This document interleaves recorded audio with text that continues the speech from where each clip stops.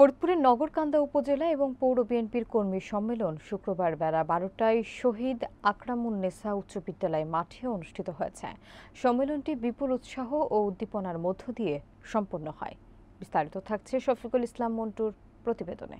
সম্মেলনে প্রধান অতিথি হিসেবে উপস্থিত ছিলেন ফরিদপুর জেলা বিএনপির আহ্বায়ক অ্যাডভোকেট সৈয়দ মোদারেস আলী ঈসা। সভাপতিত্ব করেন জেলা বিএনপির যুগ্ম আহ্বায়ক খন্দকার ফজলুল হক টুলু। এ সময় আরও উপস্থিত ছিলেন জেলা বিএনপির সদস্য সচিব AKM কিবরিয়া স্বপন, যুগ্ম আহ্বায়ক আফজাল হোসেন খান পলাশ, সৈয়দ জুলফিকার হোসেন জুয়েল, দিলওয়ার হোসেন দিলা, হাবিবুর রহমান বাবুল তালুকদার, সাইফুর রহমান মুকুল, আলিমুজ্জামান সেলু, সৈয়দ শাহিনুজ্জামান শাহিন, শওকত আলী শরীফ, রফিকুজ্জামান অনুসহ বিভিন্ন সংগঠনের নেতৃবৃন্দ। সম্মেলনে নেতৃবৃন্দ জানান, কেন্দ্রীয় নির্দেশনার আলোকে আগামী ১২ জুলাইয়ের মধ্যে ফরিদপুর জেলা এবং উপজেলার ৩১ সদস্য বিশিষ্ট আহ্বায়ক কমিটি গঠন করা হবে।